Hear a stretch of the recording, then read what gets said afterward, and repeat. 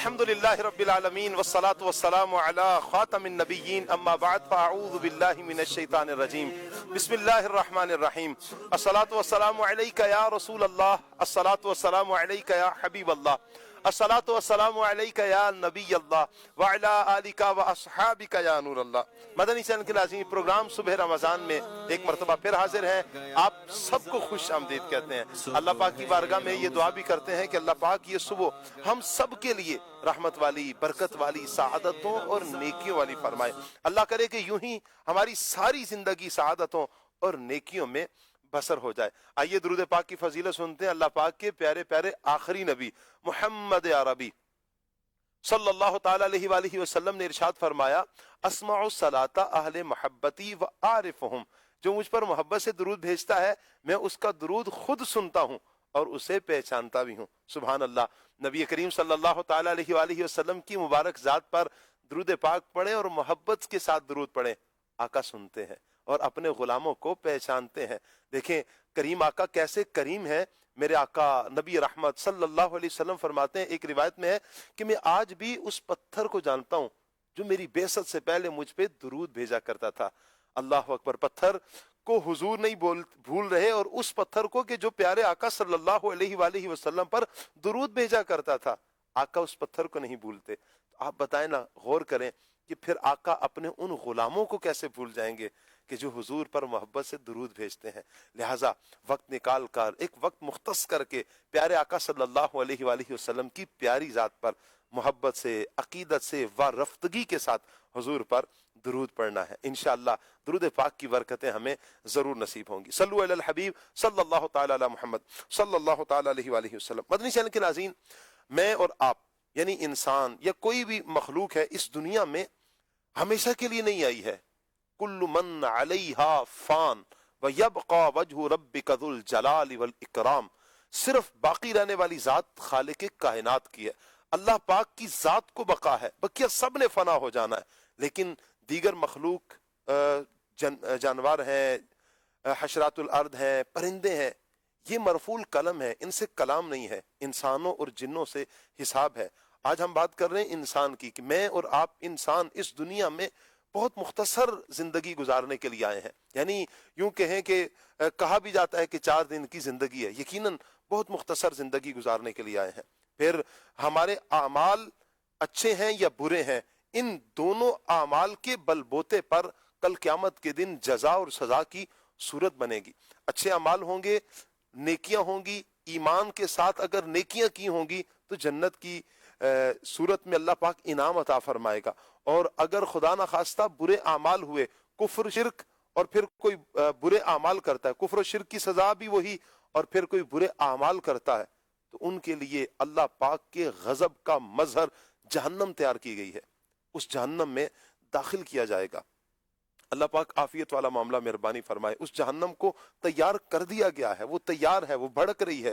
اس کی آگ کتنی سخت ہے، فرمایا گیا کہ دنیا کی آگ سے 70 گنا زیادہ ہے، کئی گنا زیادہ ہے اس کی تپش، اس کی حرارت۔ صرف ایسا نہیں ہے کہ جہنم صرف ایک آگ ہی کا عذاب ہوگا، جہنم میں مختلف افراد کو مختلف طرح کے عذابات میں مبتلا کیا جائے گا۔ کسی کے اوپر کھولتا ہوا پانی ڈالا جائے گا، کسی کا جسم ایک طرف سے جل رہا ہوگا، دوسری طرف سے بن رہا ہوگا، کسی کی باچھوں کو باچھوں کے ذریعے لٹکایا جائے گا، کسی کو کس طرح کا عذاب، کسی کو زنجیروں میں جکڑ کر آگ کے صندوق میں ڈال دیا جائے گا۔ نہ جانے کس طرح کے عذابات ہوں گے۔ مدنی چینل کے ناظرین، نہ انسان کی اتنی طاقت ہے کہ ان عذابات کو برداشت کر سکے، نہ اتنی ہمت ہے۔ بس اللہ پاک سے ہم عافیت کا سوال کرتے ہیں، لیکن یہ خطرات باہر صورت رہیں گے کہ اگر کوئی کفر و شرک کرتا ہے تو سزا یہی ہے، اور اگر معاذ اللہ کوئی مسلمان کرتا ہے، غیبتیں کرتا ہے، چغلیاں کھاتا ہے، حسد رکھتا ہے، بغض رکھتا ہے، کینہ اپنے دلوں میں پالتا ہے، مسلمانوں کو تکلیف دیتا ہے، ماں باپ کی نافرمانی کرتا ہے، نمازیں چھوڑتا ہے، اللہ کے حقوق کو پامال کرتا ہے، جو فرض ہیں فرائض کو چھوڑتا ہے، واجبات کو چھوڑتا ہے، اس صورت میں، اور جو گناہ کرتا ہے، بد نگاہی کا گناہ ہے، حرام سننے کا گناہ ہے، یہ کیفیت ہے مدنی چینل کے ناظرین، گناہ کی وجہ سے پھر گناہوں کے بلبوتے پر جہنم میں داخل کیا جائے گا۔ आप सोचें फिर क्या कैफियत होगी। अल्लाह पाक आफियत वाला मामला मेहरबानी फरमाए। आज का टॉपिक रहेगा जहन्नम के खतरात। किन लोगों को ये जहन्नम के खतरात होंगे। मदनी चैनल के नाज़रीन आप हमारे साथ रहेंगे, हम आपको बताएंगे, हमारे मुबल्लिगीन आपको बताएंगे कि जहन्नम के खतरात कैसे हैं, किन अफराद को फिर यानी फिर एक मुसलमान को क्या करना चाहिए कि जहन्नम के खतरात से महफूज रहें, जहन्नम से महफूज रहें।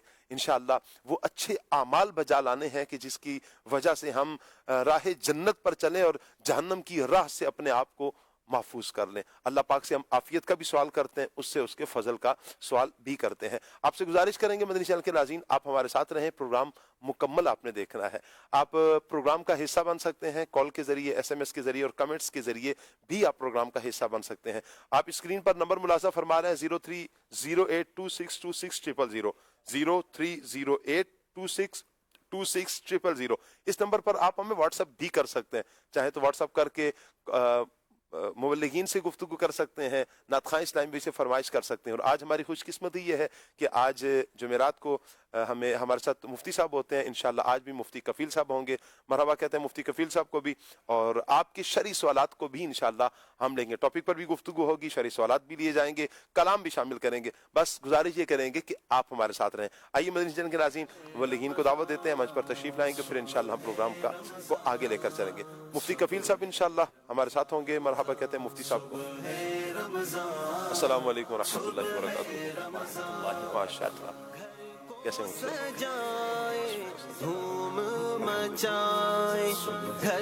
आतिफ मदनी इंशाल्लाह हमारे साथ होंगे। मरहबा कहते हैं आतिफ भाई को। अस्सलाम वालेकुम। वालेकुम अस्सलाम। कैसे आतिफ भाई? ठीक है, मरहबा, अहलन व सहलन, मरहबा।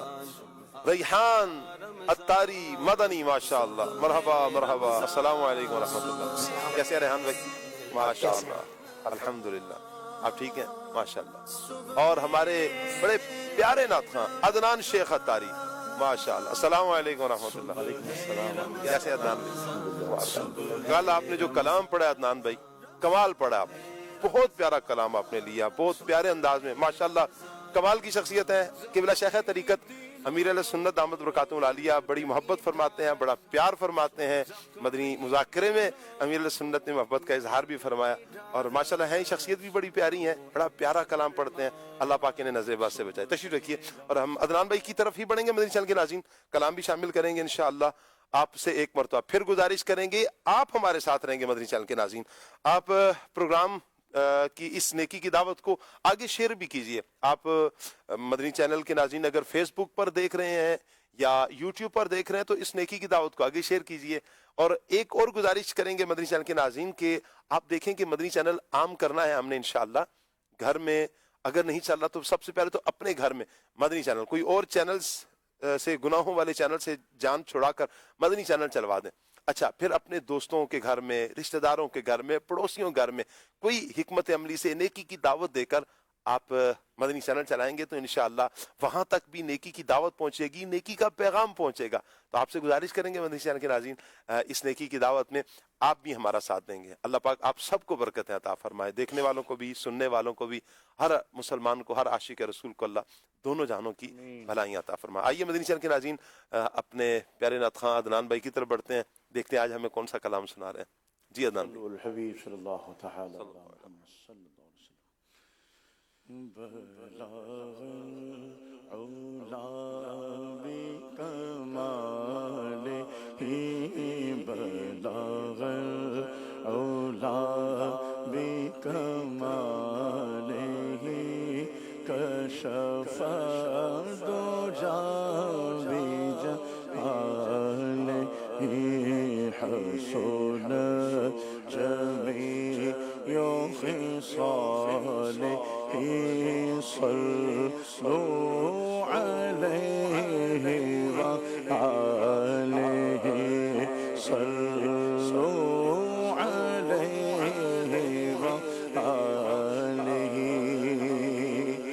ये समा कितना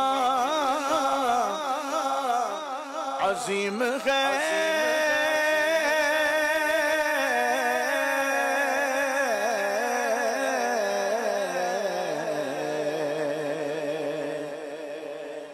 کہ یہاں پہ ذکر حبیب ہے، ہم نبی سے کتنا قریب ہے، ہم نبی سے کتنا قریب ہے، یہ تو اپنا اپنا نصیب ہے، صلو علیہ وآلہ، صلو علیہ وآلہ، صلو علیہ وآلہ۔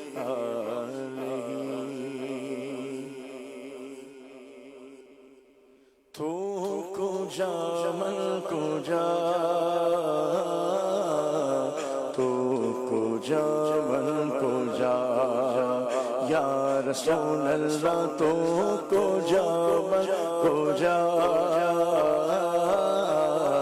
تو کجا من کجا، الہام ہے جامع تیرا، قرآن امام ہے تیرا، منبر تیرا عرش بری، منبر تیرا عرش بری، یا رحمت للعالمین، تو کجا من کجا، تو کجا من کجا، یا رسول اللہ تو کجا من کجا، تو کجا من کجا، تو امیر حرم میں فقیر عجم، تیرے گل اور یہ لب میں طلب ہی طلب، تو عطا ہی عطا، تو کجا من کجا، تو کجا من کجا، میرے آقا تو کجا من کجا، تو کجا من کجا، تو حقیقت ہے میں صرف احساس ہوں، تو سمندر میں بھٹکی ہوئی پیاس ہو، میرا گھر خاک پر اور تیری راہ گزر، میرا گھر خاک پر اور تیری راہ گزر، سدرۃ المنتہیٰ، تو کجا من کجا، تو کجا من کجا، یا رسول اللہ تو کجا من کجا، تو کجا من کجا، ڈگمگاؤں جو حالات کے سامنے، آئے تیرا تصور مجھے سامنے، یا رسول اللہ،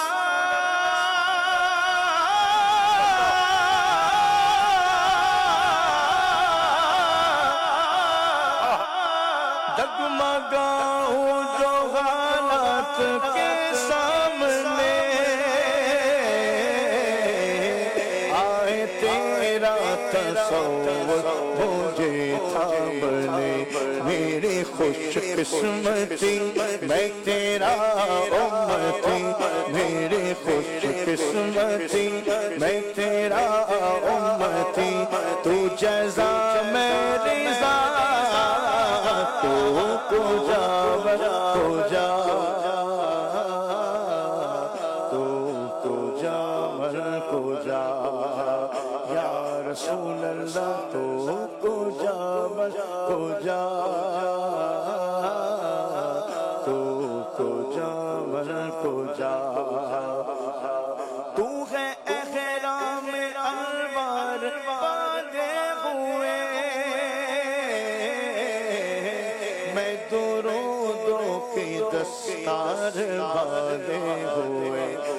کعبہ عشق تو میں تیرے 400 کعبہ عشق تو میں تیرے 400 تو اصل میں دعا کو جا من کو جا تو جا من کو جا یا رسول اللہ تو کو جا من کو جا تو کو جا من کو جا میرا ہر سانس کو خون نچوڑے میرا تیری رحمت مگر دل نہ توڑے میرا کاسا ذات ہو تیری خیرات ہو کاسا ذات ہو تیری خیرات ہو کاسا ذات ہو تیری خیرات ہو کاسا ذات ہو تیری خیرات ہو واہ کیا جود و کرم ہے شربت تیرا نہیں سنتا ہی نہیں مانگنے والا تیرا میں تو مالک ہی کہوں گا کہ ہو مالک حبیب یعنی محبوب و محب میں نہیں میرا تیرا کاسا ذات ہو تیری خیرات ہو کاسا ذات ہو تیری خیرات ہو قربان میں ان کی بخشش کے مقصد بھی زبان پر آیا نہیں دل مانگ دیا اور اتنا دیا دادا میں ہمارا سمایا نہیں ایمان ملا ان کے صدقے قرآن ملا ان کے صدقے رمضان ملا ان کے صدقے رحمان ملا ان کے صدقے صدیق ملا ان کے صدقے فاروق ملا ان کے صدقے عثمان ملا ان کے صدقے حیدر بھی ملا ان کے صدقے میرا غوث ملا ان کے صدقے خواجہ بھی ملا ان کے صدقے ساتا بھی ملا ان کے صدقے ساجا بھی ملا ان کے صدقے میرا رضا ملا ان کے صدقے صدقار ملا ان کے صدقے کاسا ذات ہو تیری خیرات ہو کاسا ذات ہو تیری خیرات ہو تو سخی میں گدا تو کو جا کو جا کو جا من کو جا یا رسول اللہ کو جا من کو جا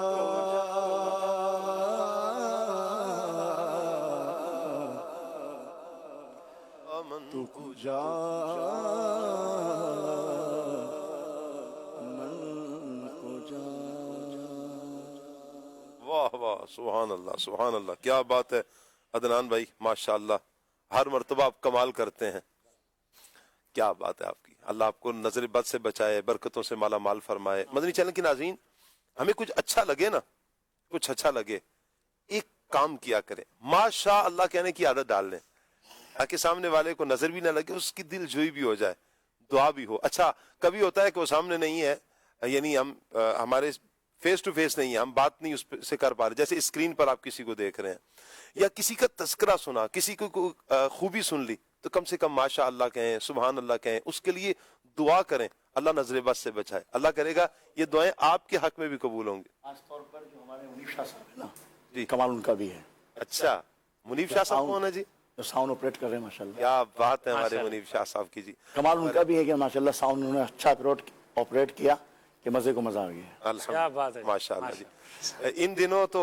یا جیسے ربیع الاول کے دن ہوتے ہیں ان دنوں جو بیانات کرنے والے مبلغین ہوتے ہیں نعت خواں ویسے ان سے بتایا جا سکتا ہے کہ ساؤنڈ والے کی قدر و قیمت کیا ہے جو آپریٹ کر رہے ہوتے ہیں چونکہ ہمارا گلا ان کے ہاتھ میں ہوتا ہے ذرا سا کیا تو چلے بھائی گلا کیا کم کیا زیادہ کیا تو بس اللہ پاک رحمت کی نظر فرمائے. البتہ یہ ہمارے ماشاءاللہ مدنی چینل کے سیٹ اپ بھی اتنا اچھا ہے اور پھر ایک سے ایک ایکسپرٹ ہے, ہر پھول کی اپنی خوشبو ہے ماشاءاللہ. اللہ پاک سید منیب شاہ صاحب کو بھی برکتیں عطا فرمائے, دونوں جہانوں کی بھلائیاں عطا فرمائے, بڑا اچھا کام کرتے ہیں. اچھا آپ دیکھیں کہ ہمارے پروڈیوسر صاحب کا بھی کمال دیکھیں, ہمارے ڈائریکٹر صاحب کا بھی کمال دیکھیں, ہر بندہ یہ اپنا کام کر رہا ہے اور اچھے سے اچھا کر رہا ہے. اللہ پاک سب کو برکتیں عطا فرمائے. مدنی چینل کے ناظرین, آج کا ہمارا ٹاپک ہے جہنم کے خطرات. اس ٹاپک پر انشاءاللہ ہم مبلغین سے گفتگو بھی کریں گے اور مفتی صاحب سے ہم شرعی سوالات بھی لیں گے. آپ کے شرعی سوالات کال کی صورت میں بھی آ سکتے ہیں, ایس ایم ایس کی صورت میں بھی آ سکتے ہیں, کمنٹس کی صورت میں بھی آ سکتے ہیں. اسکرین پر آپ نمبر دیکھ رہے ہیں 0308262600, یہ ہمارا واٹس ایپ نمبر ہے. آپ اس واٹس ایپ نمبر پر میسج کیجئے, مبلغین سے گفتگو بھی کر سکتے ہیں, اور کوئی شرعی سوال ہے تو آج آپ شرعی سوال بھی بھیج سکتے ہیں. انشاءاللہ مفتی صاحب کی طرف ہم وہ بھی بڑھائیں گے. اللہ پاک سب کو برکتیں عطا فرمائے. مفتی صاحب ہی کی طرف بڑھتے ہیں. مفتی صاحب سب سے پہلے تو آپ ہمیں یہ ارشاد فرمائیں, جہنم کے بارے میں ہمارا عقیدہ کیا ہے؟ ایک مسلمان کا عقیدہ, ایک نظریہ جہنم کے بارے میں کیا ہونا چاہیے؟ بسم اللہ الرحمن الرحیم. اللہ کریم نے ساری کائنات کو, تمام جہانوں کو پیدا فرمایا اور پھر اس میں جن و انس کو مکلف بنایا اور ان کے امتحان کے لیے اس دنیا میں ان کو بھیجا, اور پھر اس کے اندر جو اس امتحان میں کامیاب ہوگا اس کے لیے رب العالمین نے جنت کا وعدہ کیا, اور جو ناکام ہوا, جس نے نافرمانی کی اس کے لیے اللہ کریم نے جہنم کا بھی عذاب بیان فرمایا. اچھا مجھ سے بعضوں کا نظریہ یہ ہوتا ہے, یعنی کہ مسلمانوں کا تو عقیدہ جنت کے بارے میں, جہنم کے بارے میں تو ہے ہی ہے کہ جہنم بھی حق ہے, جنت بھی حق ہے, لیکن بعض کچھ افراد ایسے کہ مسلمانوں کو ورغلانے کے لیے کہتے ہیں جنت جہنم کچھ بھی نہیں ہے. یہ ایک تصور کا نام ہے, یا ایک نیکی کا نام ہے, یا ایک گناہ کا نام ہے. نیکی کا نام جنت کر دیا اور گناہ کا نام جہنم کر دیا. یہ نظریہ کیسا ہے؟ یہ نظریہ رکھنے والا کیسا ہے؟ یہ نظریہ تو دیکھیں سراسر جو ہے وہ باطل نظریہ ہے. اللہ پاک نے نہ صرف یہ دونوں چیزیں پیدا فرمائیں بلکہ جنت کو اپنی نعمتوں سے مزین فرمایا اور جہنم کو اپنے قہر و عذاب سے جو ہے وہ اللہ پاک نے جو ہے وہ مکمل طور پہ بھر دیا. صحیح. اور ایک مسلمان کو یہ عقیدہ رکھنا ضروری ہے کہ جنت اور جہنم کا باقاعدہ حسی وجود ہے. حسی وجود سے مراد یہ کہ وہ فزیکل موجود ہے, وہ فقط خیالات کا نام نہیں, یا وہ فقط احساسات کا نام نہیں ہے. اگر کوئی ہو تو محسوس کر سکتا ہے, اس کو محسوس کرے گا بھی اور جائے گا بھی. اس کے اندر جو جس چیز کا مستحق ہوگا وہ جنت بھی ہے اور دوزخ بھی ہے, اور اس کے جو عذابات ہیں وہ اللہ نے قرآن کریم میں بیان فرمائے. صحیح. اور پھر دنیا کے اندر بہت سارے لوگوں کو اللہ پاک نے اس کو دکھایا بھی. کسی کو عذاب قبر کی صورت کے اندر دکھایا, کسی کو خواب کی صورت کے اندر جو ہے وہ اس کی چیزیں دکھائیں. چونکہ بندہ مومن کا سب سے پہلے ایمان جو ہے وہ کتاب اللہ پر اور رسول اللہ صلی اللہ علیہ وسلم کی جو ہے وہ احادیث پر ہوتا ہے, حضور کی تعلیمات پر ہوتا ہے. تو جنت اور دوزخ چونکہ وہ چیزیں ہیں جو کہ آنکھوں نے دیکھی نہیں ہیں, تو اس کے بارے میں جو قرآن و حدیث کی تعلیمات ہیں اللہ نے بیان کیا ہے, اس کے پیدا کرنے والے نے, ہمیں اس پر یقین رکھنا, ایمان رکھنا ضروری ہے. صحیح. اور یہ ایسی چیز ہے کہ جس طریقے سے جب انسان جو ہے وہ دنیا کے اندر بہت سارے لوگ جو کہ خالق عز و جل کے وجود کے منکر ہوتے ہیں, اس کے باوجود جب وہ کسی پریشانی میں پڑتے ہیں تو وہ رب کو ہی پکار بیٹھتے ہیں. تو یہی معاملہ جنت اور دوزخ کا بھی ہے کہ کل آج دنیا کے اندر اگر ان کو اس چیز کا نظارہ نہیں بھی ہو رہا تو کل قیامت کے دن بہرحال اس سے جو ہے وہ چھٹکارا نہیں ہے. اللہ پاک نے قرآن کریم کے اندر جہنم کو بھی جس طرح جنت کو اللہ پاک نے بیان فرمایا, اسی طرح جہنم کو بھی بہت واضح طور پر بیان فرمایا. جہنم کے لیے مختلف الفاظ وارد ہوئے. سب سے زیادہ جو کامن ورڈ اس کے لیے استعمال ہوا قرآن میں وہ نار کا لفظ استعمال ہوا, جو تقریباً 145 مرتبہ قرآن کریم میں کئی مقامات پر ارشاد ہوا. پھر بعض جگہ کے اوپر جو ہے وہ لفظ جہنم استعمال ہوا, بعض جگہ پر لفظ جہیم استعمال ہوا, جو کہ جہنم کے طبقات میں سے طبقات کا جو ہے ایک طبقے کا نام ہے. اللہ پاک نے جہنم کو بیان کرتے ہوئے فرمایا کلا انہا لظا نزاعۃ للشوا تدعو من ادبر وتولی وجمع فاوعى. فرمایا کہ ہرگز نہیں, وہ تو بھڑکتی ہوئی آگ کی لپیٹ ہے جو سر اور منہ کی کھال ادھیڑ کر رکھ دے گی. پکار کر اپنی طرف بلائے گی ہر اس شخص کو جس نے حق سے منہ پھیرا اور پیٹھ پیچھے مال جمع کیا اور خرچ نہ کیا۔ اور ایک اور مقام پہ ارشاد فرمایا اذا رأتهم من مکان بعید سمعوا لها تغیظا وزفیرا، جب جہنم کافروں کو دور سے دیکھے گی تو کافر جہنم کا غصے سے چیخنا اور چلانا سن لیں گے۔ اور پھر اللہ پاک نے فرمایا اس آگ کی شدت کو بیان کرتے ہوئے تلفح وجوہہم النار وہم فیہا کالحون، کہ آگ ان کے چہروں کو چاٹ جائے گی اس طرح کہ ان کے جبڑے باہر نکل جائیں گے۔ اللہ اکبر۔ اور پھر اس کے بعد کیا فرمایا؟ فرمایا کہ کلما نضجت جلودہم بدلناہم جلودا غیرہا لیذوقوا العذاب۔ ایک چیز ہوتی ہے کہ انسان کو تکلیف پہنچی اور وہ ختم ہو گئی، جلد کی تکلیف، جلد ختم ہو گئی تو اب اس کے بعد وہ تکلیف نہ ہوگی۔ فرمایا نہیں، ہم تمہاری ان جلدوں کو تبدیل کر دیں گے دوبارہ، ایک جلد ختم ہوگی دوسری جلد تم پر چڑھائیں گے تاکہ تم عذاب کا مزہ جو ہے وہ چکھو۔ اور مزید ارشاد فرمایا اللہ پاک نے کہ فَأَمَّا مَنْ طَغَى وَآثَرَ الْحَيَاةَ الدُّنْيَا فَإِنَّ الْجَحِيمَ هِيَ الْمَأْوَىٰ، کہ فرمایا جس نے سرکشی اختیار کی اور دنیا کی زندگی کو ترجیح دی تو اس کا ٹھکانہ بھڑکتی ہوئی آگ کا گھڑا ہے۔ تو یوں کئی مقامات پر اللہ پاک نے جہنم سے متعلق جو ہے وہ بیان فرمایا کہ جہنم جو ہے وہ ایسی ہے، اور اس کی آگ کی شدت کو بیان کیا کہ دنیا کے اندر بھی سب سے زیادہ کہیں کہ ایک خطرناک ترین جو تکلیف والی کوئی چیز ہے تو وہ آگ کی چیز ہے۔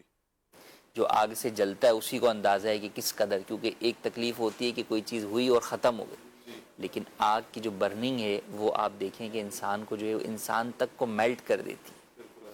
مگر یہ بیان فرمایا کہ جہنم کی آگ اس قدر سخت ہوگی اس کے باوجود تم میلٹ نہیں ہوگے، اللہ پاک جو ہے وہ تمہارے جسم کو باقی رکھے گا اور اس کی جلدوں کو تبدیل فرماتا رہے گا تاکہ جو ہے وہ جہنم کے عذاب کا مزہ جو ہے وہ چکھتا رہے۔ اچھا، پھر ہوتا یہ کہ انسان ہر تکلیف کے اینڈ کے اندر یہ تقاضا کرتا ہے کہ بس بہت ہو گئی، اب موت آ جائے۔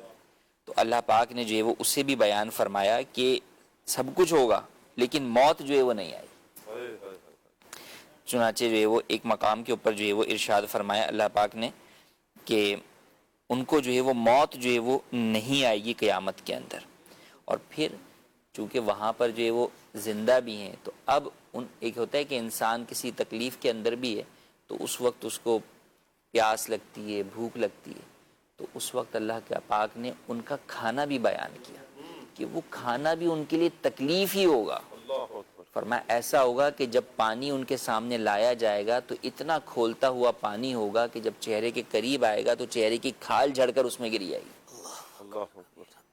اس چیز سے اللہ پاک نے جہنم کی جو ہے وہ شدت بیان کی اور ارشاد فرمایا کہ وَإِن يَسْتَغِيثُوا يُغَاثُوا بِمَاءٍ كَالْمُهْلِ يَشْوِي الْوُجُوهَ بِئْسَ الشَّرَابُ وَسَاءَتْ مُرْتَفَقًا، جہنمی پانی مانگیں گے تو ایسے پانی سے ان کی تواضع کی جائے گی جو پگھلے ہوئے تانبے جیسا ہوگا، جو چہرے کو بھون ڈالے گا، بدترین پینے کی چیز ہے جو اور بہت ہی بری آرام کی جگہ ہے۔ ایک اور جگہ ارشاد فرمایا اللہ پاک نے خذوہ فاعتلوہ الی سواء الجحیم، کافروں کے لیے فرمائے گا اللہ کہ پکڑ لو انہیں اور رگیدتے ہوئے لے جاؤ ان کو جہنم کو بیچو بیچ۔ اور فرمایا ثم صبوا فوق رأسہ من عذاب الجحیم من عذاب الحمیم، کہ ان کے اوپر جہنم کے بیچو بیچ ان کے سروں کے اوپر کھولتا ہوا پانی ڈالو۔ اور پھر اللہ فرمائے گا ذق انک انت العزیز الکریم، اب چکھو مزہ اس عذاب کا۔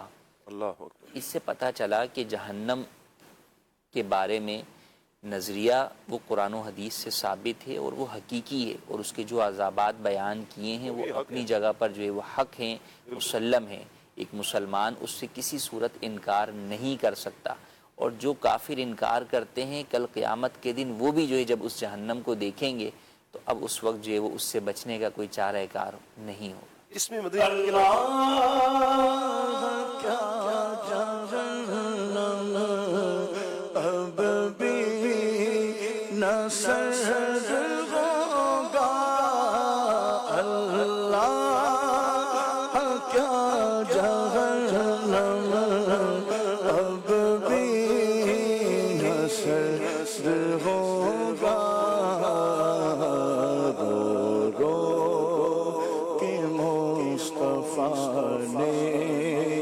دریا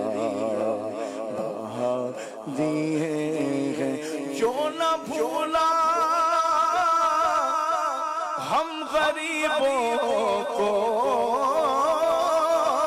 رضا یاد اس کی اپنی عادت کیجئے اللہ کیا جہنم اب بھی نہ سرد ہوگا جہنم اب بھی سرد ہوگا رو رو کہ مصطفیٰ نے دریا بہا دیے ہیں رو رو کہ مصطفیٰ نے دریا بہا دیے۔ اللہ اکبر۔ مدنی چینل کے ناظرین، یہاں پر میں عرض کروں کہ ہمارے پاس اگر کوئی آتا ہے نا کچھ کہتا ہے، سب سے پہلے تو اپنی عادت یہ بنا لیں کہ ہر کسی کو ہم نے سننا نہیں ہے۔ یہ نکال دیں اپنی عادت کہ ہم اس کو بھی سن لیں، اس کو بھی سن لیں، اس کو بھی سن لیں۔ ہر کسی کو سنیں گے تو آپ کنفیوز رہیں گے۔ ہم دیکھیں، گاڑی میں بیٹھتے ہیں نا جب، تو ہم ڈرائیور پر اعتماد کرتے ہیں کہ پہنچا دے گا، پیچھے سارے پیسنجر سو رہے ہوتے ہیں، ساری سواریاں سو رہی ہوتی ہیں۔ اچھا، اسی طرح جہاز میں بیٹھے پائلٹ پر اعتماد کر لیتے ہیں، ڈاکٹر کے پاس جاتے ہیں اعتماد کر لیتے ہیں۔ جب سب پر ہم اعتماد کرتے ہیں تو ہمارے جو دین کے پیشواں ہیں، علماء ہیں، ہم پر لازم ہے کہ ہم ان پر بھی اعتماد کریں۔ علماء اہل سنت الحمدللہ ہماری قدم قدم پر شرعی رہنمائی کرتے ہیں، ہمیں بتاتے ہیں کہ ہم نے زندگی کس طرح گزارنی ہے، کیا ہمارے عقائد ہونے چاہیے، کیا نظریات ہونے چاہیے، یہ صحیح عقیدہ ہے، یہ غلط ہے، یہ اچھی بات ہے، یہ بری بات ہے، ایک ایک چیز کو واضح کر کے بتاتے ہیں۔ تو ہم پر لازم ہے کہ ہم اپنے علماء اہل سنت پر اعتماد کریں۔ اور پھر ایسے افراد کے جنہوں نے دین سیکھا نہیں ہے، وہ یوٹیوب سے کچھ بات ان کے کان میں آ گئی، اچھا کچھ گوگل سے انہوں نے دیکھ لیا، کچھ فلاں جگہ سے کچھ چیٹ جی پی ٹی آ جائے، کچھ اے آئی ہے، تو ان کی برکات انہوں نے سمیٹ کر ایک نیا نظریہ گھڑ لیا، ایک نیا عقیدہ بنا لیا، اور مسلمانوں کے عقائد کے ساتھ، مسلمانوں کے جذبات کے ساتھ کھیلا جائے۔ تو ہم کیوں ایسی جگہ پر جائیں؟ ہم کیوں اپنے عقائد داؤ پر لگائیں؟ اپنی آخرت کیوں ہم داؤ پر لگائیں؟ تو ہمیں ہر کسی کو سننا ہی نہیں۔ ہم اگر کوئی کنفیوژن ہو، اگر کوئی پریشانی ہو، تو الحمدللہ ہمارے پاس شرعی رہنمائی کے لیے ہمارے علماء کرام ہیں نا، ہمارے سر کے تاج ہیں علماء کرام۔ الحمدللہ گھر بیٹھے اگر رہنمائی حاصل کرنا چاہتے ہیں تو آپ کی دعوت اسلامی گھر بیٹھے آپ کی رہنمائی کرتے ہیں۔ جی ہاں، دارالافتاء اہل سنت ہمارے الحمدللہ ملک و بیرون ملک میں خدمات سر انجام دے رہے ہیں۔ آپ دارالافتاء اہل سنت میں رابطہ کر کے مفتیان کرام سے رابطہ کریں، آپ ان سے معلومات لیں۔ کوئی بھی پریشانی ہو آپ حل ڈھونڈیں گے تو انشاءاللہ آپ کو مل جائے گا۔ میں چاہوں گا کہ اگر اسکرین پر ہمیں نمبر مل جائے دارالافتاء اہل سنت کا تو مدنی چینل کے ناظرین کے لیے بھی آسانی ہوگی۔ کچھ ہی دیر میں انشاءاللہ آپ اسکرین پر نمبر بھی دیکھیں گے کہ جی دارالافتاء اہل سنت کے لیے اس نمبر پر آپ دیکھ رہے ہیں، نمبر 031178604100۔ اسکرین پر یہ نمبر بھی آپ ملاحظہ فرما رہے ہیں۔ اس نمبر پر آپ صبح 10 بجے سے شام 3 بجے تک آپ رابطہ کر سکتے ہیں۔ رمضان المبارک میں شرعی رہنمائی کے لیے دارالافتاء اہل سنت کے اس نمبر پر 031178604100 صبح 10 بجے سے شام 3 بجے تک آپ رابطہ کر سکتے ہیں، تو انشاءاللہ آپ کی رہنمائی کر دی جائے گی۔ رمضان کے علاوہ بھی آپ اس نمبر پر رابطہ کریں گے تو انشاءاللہ آپ کی رہنمائی کر دی جائے گی۔ تو ہم پر لازم یہ ہے کہ ہم اپنے علماء کرام کے پیچھے پیچھے چلیں گے تو انشاءاللہ اللہ نے کرم کرنا ہے، تو علماء کے پیچھے چلتے چلتے انشاءاللہ ہم جنت میں انشاءاللہ پہنچ جائیں گے۔ عاطف بھائی کی طرف بڑھتے ہیں۔ عاطف بھائی، جہنم کے خطرات ہمارا آج کا موضوع ہے۔ احادیث میں جہنم کے حوالے سے کیا بیان کیا گیا، کچھ بتائیں۔ بسم اللہ الرحمن الرحیم۔ پلہ شاہ صاحب، جیسا کہ مفتی صاحب نے بھی ہمارے اس حوالے سے رہنمائی فرمائی ہے کہ جہنم یقیناً اللہ تبارک و تعالیٰ نے بنائی ہے اور یہ گناہ گاروں کے لیے اور کافروں کے لیے تیار کر رکھی ہے، اور احادیث مبارکہ میں بھی ہمیں کئی جگہوں پر جہنم کی آگ سے اور جہنم سے ڈرایا گیا ہے۔ اور اگر ہم قرآن پاک کا مطالعہ کرتے ہیں تو قرآن پاک میں جگہ جگہ اللہ تبارک و تعالیٰ نے کافروں کا جو انجام بیان کیا ہے اور مین چیز جس کو بیان کیا ہے وہ آخرت کا انکار کرنے کی وجہ سے جگہ جگہ انہیں تنبیہ کی گئی، ڈرایا گیا کہ وہ مرنے کے بعد اللہ تبارک و تعالیٰ عذاب نہیں دے گا، یہ قیامت میں اٹھایا نہیں جائے گا، یا جہنم میں جانے کا معاملہ نہیں ہوگا۔ تو اس سے بار بار انہوں نے انکار کیا اور اس چیز سے انہیں بار بار ڈرایا گیا، اور اللہ تبارک و تعالیٰ نے اپنی قدرت کے عجائبات کو مختلف جگہوں پر کئی بار بیان کر کے طرح طرح سے انہیں سمجھایا۔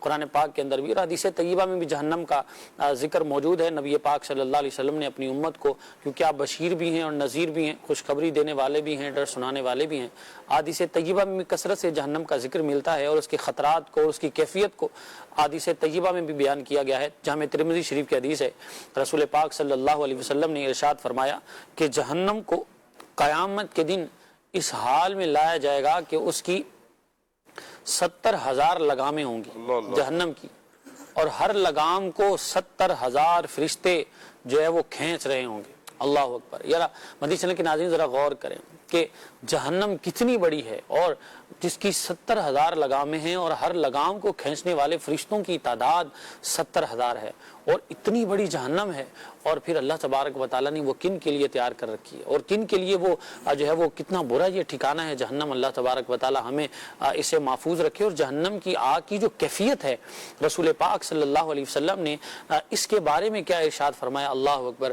رسول پاک صلی اللہ علیہ وسلم نے ارشاد فرمایا، جامع ترمذی کی حدیث ہے، آقا کریم صلی اللہ علیہ وسلم نے ارشاد فرمایا صحابہ کرام علیہ رضوان کو مخاطب فرما کر کہ دنیا میں جو تم آگ جلاتے ہو یہ جہنم کے مقابلے میں کچھ نہیں ہے۔ جو جہنم کی آگ ہے وہ دنیا کے مقابلے میں 69 گنا زیادہ ہے، اور جہنم کے یعنی دنیا کی آگ ان 70 جو ہے وہ طبقات جزوں میں سے ایک جز ہے۔ اور صحابہ کرام علیہ رضوان نے عرض کی یا رسول اللہ صلی اللہ علیہ وسلم آپ 70 گنا فرما رہے ہیں، اگر جہنم کی آگ دنیا کی آگ جتنی بھی ہوتی تو ہمارے لیے کافی تھا، ہمارے لیے اتنا کافی تھا کہ آگ میں ڈالا جائے گا اللہ تبارک و تعالیٰ کی نافرمانی کے سبب۔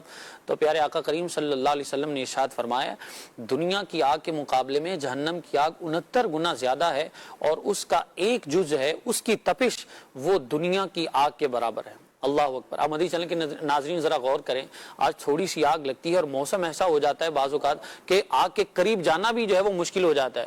شاہ صاحب ہمارے سامنے ابھی کچھ ٹائم پہلے کی تو بات ہے، تو بہت بڑا ثانیہ تھا اور معاملہ تھا، گرمیوں میں آپ تندور پہ روٹی لینے جاتے ہیں، آپ کا وہاں کھڑے ہونے کو دل نہیں کرتا، اور گرمیوں کے اندر آپ کچن میں جاتے ہیں تو آپ کی حالت عجیب ہو جاتی ہے، اور تھوڑی دیر چلے آگ تو دور کی بات ہے، ہلکی سی گرمی ہم سے برداشت نہیں ہوتی، تو آگ جہنم کی جو 70 گنا دنیا کی آگ سے زیادہ ہے۔ اللہ اکبر۔ حضرت عبداللہ بن مسعود رضی اللہ تعالیٰ عنہ کی حدیث روایت کرتے کہ نبی پاک ارشاد فرماتے ہیں، رسول حضرت عبداللہ بن مسعود رضی اللہ تعالیٰ عنہ جب جہنم میں ہمیشہ رہنے والے باقی رہ جائیں گے تو انہیں تابوتوں میں رکھا جائے گا، اور پھر ان تابوتوں کو اور تابوتوں میں ڈالا جائے گا، اور جن کو تابوتوں میں ڈالا گیا ہے وہ یہ ہر کوئی گمان کرے گا کہ میرے علاوہ کسی اور کو اب جہنم میں عذاب نہیں ہو رہا، ایسی کیفیت ہوگی۔ اللہ اکبر۔ اور پھر فرمایا کہ کوئی شخص یہ گمان نہ کرے گا کہ اس کے علاوہ کسی کو عذاب دیا جا رہا ہے، اور قیامت کے دن ہر شخص اسی انتظار میں ہوگا کہ میرے لیے جہنم کا فیصلہ ہو رہا ہے یا جنت کا فیصلہ ہو رہا ہے۔ اور پھر اللہ تبارک و تعالیٰ جہنمیوں سے فرمائے گا کہ اگر تم نے نیک اعمال کیے ہوتے تو آج تمہارا ٹھکانہ جہنم نہ ہوتا۔ اللہ اکبر۔ اور پھر جنتیوں سے فرمائے گا کہ اگر تم پر اللہ کی رحمت نہ ہوتی تو آج تمہیں یہ انعام نہ ملتا۔ اللہ اکبر۔ اور یقیناً یہ مدنی چینل کے ناظرین نیک اعمال کرنے ہیں، جہنم سے بچنا ہے، مگر ہر وقت اللہ تبارک و تعالیٰ سے دعا اس کی رحمت کی کرتے رہیں کہ اللہ ہمارے حال پر رحم فرمائے، اپنا کرم اپنا فضل ہمارے شامل حال فرمائے، اس کا کرم ہوگا، اس کی رحمت ہوگی تو ہی جہنم سے بچ سکیں گے۔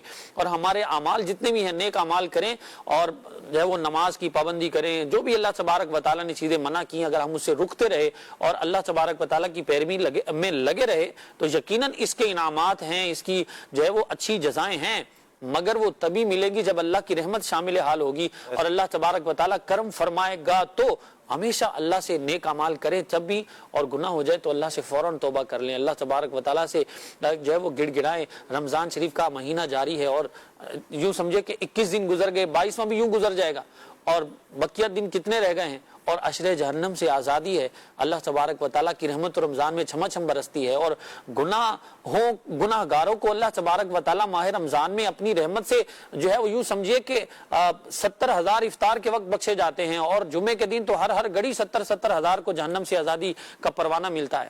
اور ہمیں معلوم نہیں ہے کہ ہمارا جو ہے وہ اللہ تبارک و تعالیٰ کے ہاں کیا فیصلہ ہے. رحمت حق بہا نمی جویت, رحمت حق بہا نمی جویت. اللہ کی رحمت ٹھاٹھے مار رہی ہے, اللہ کی رحمت بندوں کو پکار رہی ہے.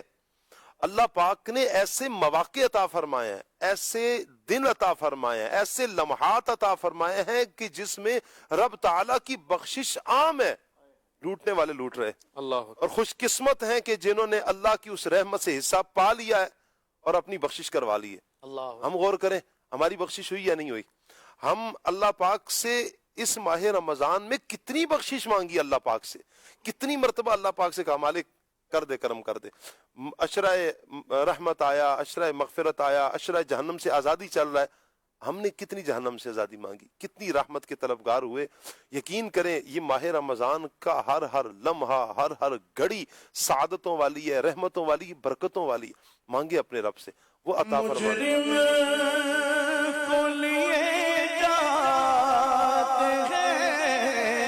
اب سوئے جہنم مجرم کو لیے جاتے ہیں. اب سوئے جہنم للہ شفاعت میری فرمائیے آقا. شفاعت میری فرمائیے آقا. للہ شفاعت میری فرمائیے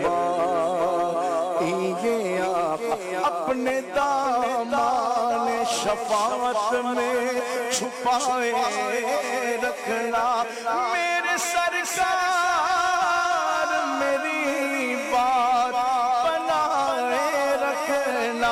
جب سوانے پہ خورشید قیامت آئے, اپنی زلفوں کے گناہگار پہ سائے رکھنا. مجرم کو لیے جاتے ہیں اب سوئے جہنم مجرم کو لیے جاتے ہیں. اب سوئے جہنم للہ شفاعت میری فرمائیے آقا. للہ شفاعت میری فرمائیے آقا. آقا کا گدا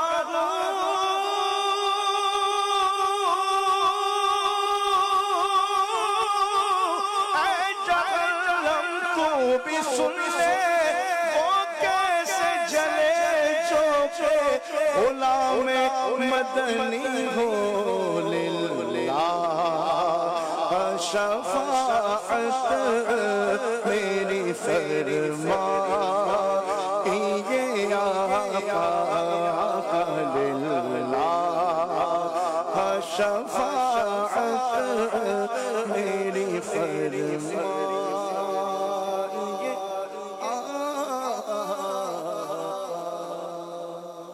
آمین آمین آمین. مدنی چینل کے ناظرین کی کچھ کالز ہیں, آئیے کال لیتے ہیں. حکیم محمد ایاز شاہی سیالوی مٹھا ٹوانا ضلع خوشاب سے عرض کر رہا ہوں. جناب قبلہ سید ثاقب رضا شاہ صاحب, بڑی خوشی تھی جناب کو دیکھ کر. اللہ تعالیٰ آپ کا چہرہ سلامت رکھے, اور پوری ٹیم ماشاءاللہ زبردست ہے. میرا مفتی صاحب سے سوال ہے کہ اگر ایک آدمی 20 رمضان کو عصر کے ٹائم نہ بیٹھ سکے اعتکاف, اور وہ 21ویں روزے کو جو عصر کے ٹائم بیٹھ جائے، کیا اس کا یہ اعتکاف جو ہے نفری ہو جائے گا یا صحیح اس کا 10 دن والا صحیح ہوگا؟ یہ رہنمائی فرمائیں، بہت بہت شکریہ۔ جی مفتی صاحب، لیکن جو سنت اعتکاف ہے وہ آخری عشرے کا ہے، عشرہ 10 دن کے اوپر مشتمل جو ہے وہ ہوتا ہے، یا 9 پر ہوتا ہے تو وہ اس طرح کہ آخری تاریخ جو ہے وہ اگر 29ویں کا چاند آ جائے، لیکن سنت اعتکاف کے لیے آپ کو 21ویں رمضان کا جب آغاز ہونا ہے یعنی غروب آفتاب ہونا ہے تو اس وقت مسجد میں اعتکاف کی نیت سے ہونا ضروری ہے۔ تو اگر وہ ٹائم گزر گیا تو اگر کوئی مغرب کے جو ہے وہ 10 منٹ کے بعد بھی جو ہے وہ 1 منٹ کے بعد بھی بلکہ جو ہے وہ اگر جو ہے وہ آئے گا اعتکاف کی نیت سے مسجد میں تو اس کا سنت اعتکاف نہیں ہوگا، ہاں البتہ نفلی اعتکاف جو ہے وہ اس کا ہو جائے گا۔ تو اب بہرحال جب نیت کر لی ہے اور موقع جو ہے وہ ملا ہے تو اس بات سے بس اوقات شیطان بہکا دیتا ہے کہ چلو یار اب تو ہوا ہی نہیں، آئندہ سال ہی کر لیں گے۔ تو اب جو اس طرح پورا نظام جس نے بنا لیا، اس کا مطلب چھٹی بھی مل گئی ہے آفس سے، کام سے، سب کچھ، تو وقت نکال ہی لیا ہے، تو اب اس وقت کو راہ خدا میں جو ہے وہ خرچ کریں، نفلی اعتکاف کی نیت سے مسجد میں بیٹھیں اور زیادہ سے زیادہ وقت جو ہے وہ عبادت میں گزاریں۔ کیا بات ہے۔ اچھا مفتی صاحب، یہاں پر بسا اوقات کسی کا اعتکاف ٹوٹ جاتا ہے تو اعتکاف کی قضا کیا ہے، اور کیا جب قضا کریں گے تو اس کے لیے روزہ بھی شرط ہوگا؟ اعتکاف اگر کسی کا ٹوٹ گیا تو اس کی قضا جو ہے وہ 1 دن کی ہوتی ہے، 1 دن کی قضا، اگرچہ 10 دن کا ہے لیکن جو اس کی قضا ہے وہ 1 دن کی ہے۔ تو اس کا طریقہ کار یہ ہے کہ آپ کسی بھی دن غروب آفتاب سے پہلے مسجد میں اعتکاف کی نیت سے داخل ہو جائیں اور پھر اگلا پورا دن جو ہے وہ آپ مسجد میں گزاریں گے اگلے غروب آفتاب تک، تو یہ پورا جو ہے وہ 1 دن ہو گیا، اور اس میں آگے آپ کو روزہ بھی رکھنا ہوگا، یعنی صبح روزہ بھی رکھنا ہوگا، یہ ضروری ہے۔ اب یہ ضروری نہیں ہے کہ آپ اس کے لیے الگ سے روزہ رکھیں، یعنی اگر کسی کا رمضان میں ہی ٹوٹ گیا تو اگر وہ رمضان کے روزے کے ساتھ ہی اعتکاف کی قضا کرنا چاہتا ہے، مثال وہ کسی کا 22ویں روزے کو اعتکاف ٹوٹ گیا، وہ 23ویں روزے کو اسی طرح نیت سے جو ہے وہ اپنے قضا اعتکاف کی نیت سے بیٹھ گیا اور اگلے دن اس نے رمضان کا ہی روزہ جو ہے وہ رکھ لیا تو بھی کافی ہوگا اور اس کی قضا جو ہے وہ ادا ہو جائے گی۔ اچھا مفتی صاحب، کیا یہ قضا کرنا لازم ہوگا؟ جی بالکل، سنت موقدہ جو اعتکاف ہے یہ اگر ٹوٹ گیا تو اس کی قضا کرنا لازم ہے۔ ٹھیک ہو گیا، اگلی کال دیجیے۔ میرا نام محمد فراز ہے، میں صبح سندھ ضلع سانگڑ سے ہوں۔ میرا مفتی صاحب سے یہ سوال ہے کہ میرا دوست اعتکاف میں بیٹھا ہے اور اس کو مسجد کے اندر 100 روپے ملے ہیں، وہ 100 روپے کا کیا کیا جائے؟ برائے مہربانی سوال کا جواب ارشاد فرما دیں۔ صحیح ہے مفتی صاحب، کچھ یہ تو چلیں 100 روپیہ ملا ہے، کچھ چیزیں اور مل جاتی ہیں، کچھ اعتکاف والوں کی ہیں یا باہر سے جو آ رہے ہوتے ہیں ان کی کوئی چیز، گھڑی اکثر وضو خانے پہ بعض اوقات افراد کی رہ جاتی ہے، بعض کا پین رہ جاتا ہے، تو اس صورت میں کیا کیا جائے؟ چیز گری پڑی ہمیں اگر ملتی ہے تو وہ لقطہ کہلاتی ہے فقہی اصطلاح کے اندر۔ لقطے کا حکم یہ ہوتا ہے کہ اولاً تو جب آپ اٹھاتے ہیں تو اٹھاتے وقت آپ کی نیت یہی ہونی چاہیے کہ میں اس کے مالک تک پہنچاؤں گا، اپنی ذات کے لیے اٹھانا یہ بہرحال جو ہے وہ حرام ہے۔ اب جب آپ نے اٹھا لیا تو اب اس کا اعلان کریں آپ۔ مسجد کے اندر اعلان کا طریقہ کار یہ ہوتا ہے کہ بعد میں جو ہے وہ امام صاحب کو بتا دیتے ہیں، وہ اعلان کر دیتے ہیں، اعتکاف انتظامیہ کو بتا دیں، وہ اعلان جو ہے وہ کر دیں گے کہ بھئی جس کا بھی وہ فلاں جگہ سے وصول کر لیں۔ اب اعلان وغیرہ کر دیا اور پھر بھی کسی نے وصول نہیں کیا تو اب اس کے بعد اگر اتنا ٹائم پیریڈ گزر جاتا ہے کہ غالب گمان ہو جاتا ہے کہ جناب اب اس کا مالک اس چیز کو تلاش کرتا نہیں ہوگا، وہ اب امید ہار بیٹھا ہوگا، تو ایسی صورت میں پھر اس کے بعد اسے صدقہ کرنے کی اجازت ہوتی ہے کہ آپ صدقہ کر سکتے ہیں۔ اب یہ جو ہے کہ مالک اس چیز کے بارے میں یہ گمان کرتا ہے، یہ مختلف چیزوں کے اعتبار سے مختلف ہے۔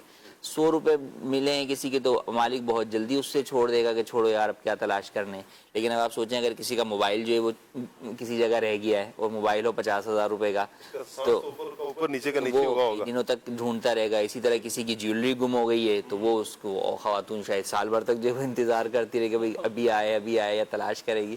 تو یوں ہر چیز کی مالیت اور نوعیت کے اعتبار سے جو ہے وہ حکم ہوگا۔ تو جب آپ کو یہ غالب گمان ہو جائے کہ اب اس کا مالک اسے تلاش نہیں کرتا ہوگا تو پھر آپ صدقہ کر سکتے ہیں۔ یعنی یہ ایسا نہیں ہے کہ یہ اپنے پاس رکھ کے بس انتظار کرے گا، یہ اعلان کرتا رہے گا، اعلان پوچھتا رہے گا۔ ضروری ہے کہ اعلان بہرحال جو ہے وہ ان کو کرنا ہوگا۔ اچھا ایسا بھی ہوتا ہے مفتی صاحب، وہ پیسے ملے ہیں تو بولے یار مسجد کے گلے میں ڈال دو، مسجد کے باکس میں ڈال دو، چلو وہ مل تو نہیں رہا، چلو ثواب مل جائے گا، تو اگر ایسی صورت ہو جائے تو پھر اب اعلان کے بعد جب یہ غالب گمان آپ کو ہو جائے گا کہ بھئی یہ جو ہے وہ نہیں مل رہا یا وہ اسے تلاش نہیں کرتا ہوگا تو پھر آپ مسجد میں بھی جو ہے وہ ڈال سکتے ہیں اس پیسے کو، اس میں کوئی حرج جو ہے وہ نہیں ہے۔ لیکن کل کو اگر مالک مل جاتا ہے اور وہ اس صدقے پر راضی نہیں ہوتا تو پھر آپ کو اپنی جیب سے اسے دینے پڑیں گے۔ اچھا مفتی صاحب، اعلان جو مسجد میں کیا جاتا ہے اس کی شرعی حیثیت کیا ہے؟ اعلان کہ دیکھیں ایک یہ کہ خود ہی کھڑے ہو کے لوگ جو ہے وہ شور شرابہ کر کے جو ہے وہ اعلان کرتے ہیں تو وہ تو منع ہے، مسجد کا تقدس بھی جو ہے وہ پامال ہوتا ہے۔ ایک یہ ہے کہ امام صاحب کو آپ کہہ دیں اور وہ ایک طریقے سے جو ہے وہ اعلان کر دیں تو اس میں کوئی حرج نہیں ہے، وہ اعلان کیا جا سکتا ہے۔ اچھا حضور، یہ خود بھی استعمال کر سکتا ہے؟ جی، جب وہ شخص جب صدقے کا حکم ہو جاتا ہے تو جس صورت میں صدقے کا حکم ہوتا ہے تو اگر یہ خود مستحق زکوٰۃ ہے، شرعی فقیر ہے، تو اس صورت میں یہ استعمال کر سکتا ہے۔ لیکن جب اٹھائے گا اس وقت یہ نیت نہیں کرے گا کہ میں اپنے لیے کہ میں مستحق زکوٰۃ ہوں، اور بلکہ اگر اس وقت تو اس نے اپنے لیے اٹھایا تو پھر تو اپنے لیے بعد میں بھی نہیں لے سکتا، اچھا کہ پھر غصب کا حکم ہو جاتا ہے اور غصب کے اندر پھر آپ کو کسی اور مستحق زکوٰۃ کو ہی صدقہ کرنا ہوتا ہے۔ ٹھیک ہو گیا، چلیں جی اگلی کال لیتے ہیں۔ شہر یار اتاری گندہ شاہ بلاول سے عرض گزار ہوں، مفتی صاحب سے میرا یہ سوال ہے کہ کیا معتکف اذان دے سکتا ہے؟ اور سید صاحب آج آپ ایسا شعر سنا دیں جس میں لفظ حسن آتا ہو، جزاک اللہ خیر۔ جی مفتی صاحب، معتکف جو ہے وہ اذان دے سکتا ہے، یہ لوگوں میں بہت ساری جو ہے وہ کنفیوژن اور مسکنسیپشن جو ہے وہ ہیں، غلط فہمیاں ہیں کہ جناب معتکف اذان نہیں دے سکتا، معتکف کی آواز باہر جو ہے وہ نہیں جانی چاہیے، تو یا معتکف جو ہے وہ محراب میں نہیں جا سکتا، یا جو معتکف جو عام طور پہ اذان کا کمرہ بنا ہوا ہوتا ہے اس میں جو ہے وہ نہیں جا سکتا۔ تو عام طور پہ ہمارے ہاں عرف کے اندر جو محراب ہوتی ہے وہ تو عین مسجد ہی ہوتی ہے، اور جو اگر اس طرح کا الگ سے کوئی سٹور روم یا کوئی روم ہے جہاں اذان دی جاتی ہے تو وہ بھی فنائے مسجد کے اندر ہی جو ہے وہ جگہ ہوتی ہے، اور اس کے لیے جانے کا راستہ بھی جو ہے وہ فنائے مسجد میں ہوتا ہے۔ تو اس صورت کے اندر جو ہے وہ کوئی حرج نہیں ہے، معتکف جو ہے وہ اذان دے بھی سکتا ہے اور اس کی آواز بھی باہر جا سکتی ہے، مگر دیکھیں شرط یہ ہے کہ آپ کو اذان درست دینا آتی ہے۔ ہوتا یہ ہے کہ بہت سارے لوگ جو ہے وہ اذان کی فضیلت حاصل کرنے کے لیے کوشش تو کرتے ہیں، ہم مسجد میں ہی ہیں تو بھائی ہم پہلے اذان جو دے رہے ہیں، مؤذن صاحب کو 10 دن کے لیے چھٹی جو ہے وہ دے دی جائے، لیکن ان کو اذان دینا نہیں آتی، ان کے درست تلفظ جو ہے وہ نہیں ہوتے، تو پہلے آپ اپنے تلفظ درست کریں، اور پھر بھی مؤذن کا حق ہے، آپ زبردستی نہیں کر سکتے کہ نہیں جناب مجھے دیں، یا وہ منع کرے تو اس کے اوپر آپ ناراض بھی جو ہے وہ نہیں ہو سکتے۔ مفتی صاحب گاؤں گوٹوں میں نا بابے ہوتے ہیں، یہ جھگڑا ہو جائے گا ٹھیک ٹھاک والا، اگر معتکف کہے کہ میں دوں گا اور بابے نے، مجھے یاد پڑتا ہے کہ ایک نے دوست نے بتایا کہ ایک دو بزرگوں کی آپس میں ہوگی، آج میں نے اذان دینی ہے، اللہ خیر فرمائے حافظ فرمائے، اس طرح کے کام کرنے نہیں چاہیے۔ اس نے کہا جی اذان میں نے دینی ہے، ایک بابا جی پہلے دیتے تھے، اچھا وہ آگے پہلے، انہوں نے دیکھا کہ طے ہوا تھا کہ عصر کی مثلا عصر کی اذان میں نے دینی ہے، انہوں نے دیکھا شکر ہے نہیں آیا، جو اذان دیتے تھے نا تو وہ تھوڑے سے لیٹ ہو گئے، یعنی کہ یہ بندہ جس نے کہا تھا کہ آج میں دوں گا، اور جیسے ہی اس نے کہا نا اللہ اکبر، بابا جی دوسرے آئے، مائک اٹھایا سائڈ پہ کیا، اللہ اکبر، انہوں نے اذان شروع کر دی۔ اچھا ایک تو یہ ہوتا ہے، اعتکاف والوں کو اعتکاف کرنا چاہیے، مسجد کے معاملات میں اگر یہ نہ پڑھیں تو یہ زیادہ بہتر نہیں ہوگا مفتی صاحب؟ بالکل ایسے ہی ہے، اصل میں ہوتا ہی ہے کہ وہ جب اس مسجد کے اندر رہتے ہیں تو کئی چیزوں کے اندر جو ہے وہ غیر محسوس طریقے سے جو ہے وہ انٹرفیئر کرتے ہیں، یا بعض لوگ نیکی کے لیے بھی کر رہے ہوتے ہیں، ان کو ثواب کمانے کے لیے جو ہے وہ کر رہے ہوتے ہیں، تو دیکھیں جس کا جو حق ہے وہ آپ نہیں جو ہے وہ چھین سکتے، اس کی اجازت کے بغیر آپ استعمال نہیں کر سکتے، پھر آپ خود اس کے اہل ہیں یا نہیں ہے یہ بھی ہے نا۔ مثال بھائی امام صاحب نہیں آئے، اب آپ بولے میں اعتکاف میں ہوں تو میں نماز پڑھا لوں، تو بھئی آپ کو نماز کے مسائل آتے ہیں نہیں آتے، آپ امامت کی شرائط پر پورا اترتے ہیں نہیں اترتے، یہ سب چیزیں دیکھنی ہوں گی۔ تو ایک اعتکاف کر لینے سے یہ نہیں کہ آپ مسجد کے ٹھیکیدار ہی بن گئے کہ جو دل چاہے جو آپ مسجد کے اندر کرتے رہیں گے، تو ایسا نہیں کرنا چاہیے۔ اعتکاف کا مقصد یہ ہے کہ آپ زیادہ سے زیادہ وقت اللہ کی بارگاہ میں حاضر رہ کر اپنی انفرادی عبادت پر جو ہے وہ کام جو ہے وہ کریں۔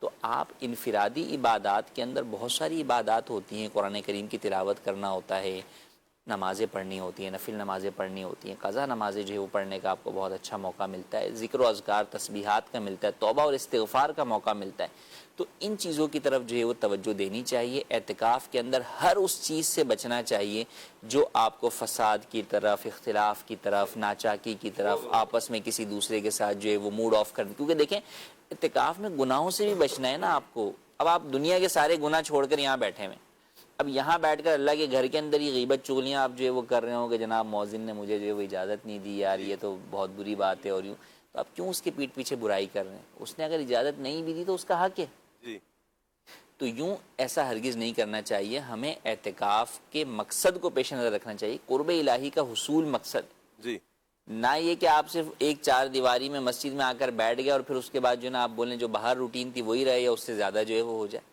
تو ایسا ہرگز نہیں کرنا۔ کچھ لیٹ ہو گئے 5 منٹ، اگر مؤذن صاحب اب نمازی دیکھ رہے ہوتے ہیں کہ بھائی اذان کون دے گا، اذان کون دے گا. اب موتی کہ کوئی جس کو اذان آتی ہے، اچھے تلفظ ہو، تو وہ اذان دے سکتا ہے پھر. جی کوئی نہیں ہے اب جب اذان دینے والا تو ایسی صورت میں تو وہ دے سکتا ہے، لیکن وہی کہ ایسے مواقع کے اوپر دیکھیں عام طور پہ یہ رمضان کے علاوہ کون صاحب آئیں گے؟ معتکف صاحب تو نہیں آئیں گے، وہ تو بقیہ سال شاید نظر بھی جو ہے وہ نہ آئے. بہت سارے ایسے ہوتے ہیں معتکفین. تو پھر کون دیتا ہے، کس کی ذمہ داری ہے؟ تو یوں جس کی ذمہ داری ہے اس کے امام کے بسا اوقات بول کر جو وہ جاتے ہیں، یا کسی خادم کو بول کر جو وہ جاتا ہے مؤذن، تو جس کو وہ دے کر جائے ذمہ داری، انہی کو وہ ذمہ داری نبھانی چاہیے. ٹھیک ہو گیا. اچھا ریحان بھائی آپ کی طرف بڑھتے ہیں، چونکہ ہمارا ٹاپک ہے جہنم کے خطرات. میں چاہوں گا کہ جہنم کے حوالے سے جو عذاب کی مختلف صورتیں بیان کی گئی ہیں، وہ صورتیں کیا ہیں؟ یعنی کم سے کم عذاب کی صورت تک کو بیان کیا گیا، کیا فرمائیں گے؟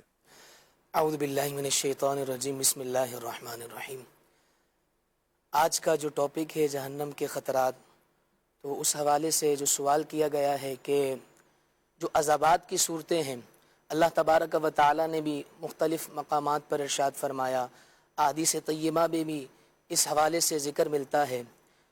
ویسے تو مختلف طریقوں سے جہنمیوں کو عذاب دیا جائے گا، جیسا کہ ایک مقام پر اللہ تبارک و تعالی نے قرآن مجید میں ارشاد فرمایا، یصب من فوق رؤوسہم الحمیم، یعنی اور ان کے سروں پر کھولتا پانی ڈالا جائے گا. اللہ اکبر. اب کیفیت یہ ہوگی، جیسے مفتی صاحب نے بھی ارشاد فرمایا تھا کہ وہ اپنی اصلی صورت پر دوبارہ لوٹ آئے گا. صحیح. ایسا نہیں ہے کہ عذاب دیا جائے گا اور عذاب ختم ہو جائے گا، کیونکہ ظاہر سی بات ہے جب اس قدر کھولتا پانی ڈالا جائے گا، جیسے کہ حدیث طیبہ میں بھی آیا ہے کہ جب وہ پانی ڈالا جائے گا تو وہ کیا ہے، ریزہ ریزہ ہو جائے گا. یہاں تک بھی آیا ہے کہ وہ نجاست کے مقام سے کیا ہے، آنتیں وغیرہ بالکل ذرات بن کر نکل جائیں گی.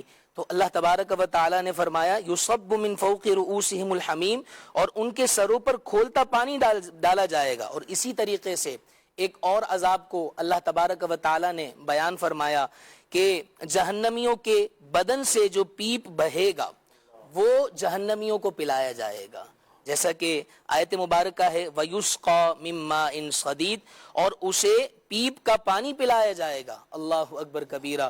اور پھر جب جہنمیوں کو جہنم کا عذاب دیا جا رہا ہوگا، وہ کبھی پیاس کی طلب کریں گے، کبھی وہ کھانا طلب کریں گے. تو جب کھانا دیا جائے گا تو وہ ان کا کس کیفیت میں ہوگا، کیسا کھانا ہوگا؟ اللہ تبارک و تعالی قرآن مجید میں ارشاد فرماتا ہے ان شجرۃ الزقوم وطعام الاثیم، بے شک زقوم کا درخت گناہگار کی خوراک ہے. اللہ اکبر کبیرہ. یعنی جب وہ کھائیں گے تو وہ درخت کانٹے دار ہوگا. اور یہاں تک بھی لکھا ہے کہ اگر وہ ایسا ہوگا کہ اگر اس کا ایک قطرہ دنیا میں آئے تو اس کی سوزش اور بدبو تمام اہل دنیا کی معیشت کو برباد کر دیں. یعنی اس درخت کے حوالے سے ارشاد فرمایا جا رہا ہے. اور پھر جب وہ درخت کانٹے دار ہوگا، جب وہ اٹکے گا تو پھر وہ پانی طلب کریں گے. جب پانی طلب کریں گے تو پھر ان کو کھولتا ہوا پانی پلایا جائے گا. اور جب کھولتا ہوا پانی پلایا جائے گا، ابھی وہ پانی کی تپش اتنی ہوگی کہ منہ کے قریب لے جائیں گے تو منہ کا گوشت سارا جھڑ جائے گا. اور پھر اللہ تبارک و تعالی قرآن مجید میں ارشاد فرماتا ہے وَإِن يَسْتَغِيثُوا يُغَاثُوا بِمَاءٍ كَالْمُهْلِ يَشْوِي الْوُجُوهَ بِئْسَ الشَّرَابُ، اور اگر وہ پانی کے لیے فریاد کریں تو ان کی فریاد اس پانی سے پوری کی جائے گی جو پگھلائے ہوئے تانبے کی طرح ہوگا، جو ان کے منہ کو بھون دے گا. اللہ اکبر کبیرہ. یہ مختلف عذابات کی صورتیں ہیں. اور جو سب سے ہلکا عذاب ہے جو جہنمیوں کو دیا جائے گا، وہ عذاب یہ ہے کہ ان کو آگ کے 2 جوتے پہنائے جائیں گے اور 2 تسمے پہنائے جائیں گے، جس سے ان کا جو تپش کی وجہ سے ہے جسم سارا جل کر راکھ ہو جائے گا. اور احادیث طیبہ میں آتا ہے کہ ان کے پاؤں کے تلے آگ کے انگارے رکھے جائیں گے جس وجہ سے وہ کیا ہے تپش کی وجہ سے وہ جل کر راکھ ہو جائیں گے۔ اللہ کریم ہم سب کو نیک عمل کرنے کی توفیق عطا فرمائے۔ اللہ تبارک و تعالی ماہ رمضان المبارک کے صدقے ہماری بخشش فرمائے۔ ماہ رمضان المبارک کے اس عشر جہنم سے آزادی کے صدقے ہم سب کے لیے جہنم سے آزادی کے پروانے نصیب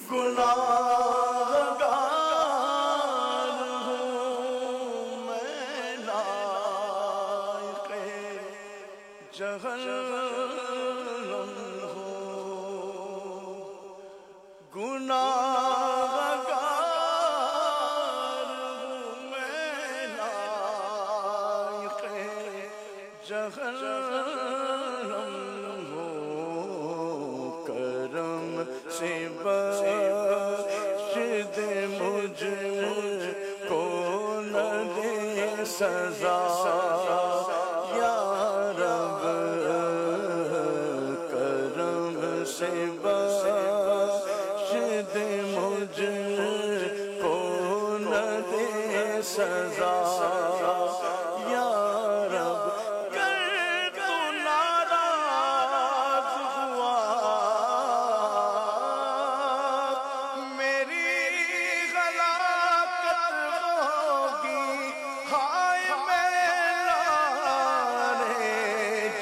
جہنم میں جلوں گا یا رب، گناہ گار ہو میں لائق جہنم ہو، کرم سے بخش دے مجھ کو نہ دے سزا یا رب،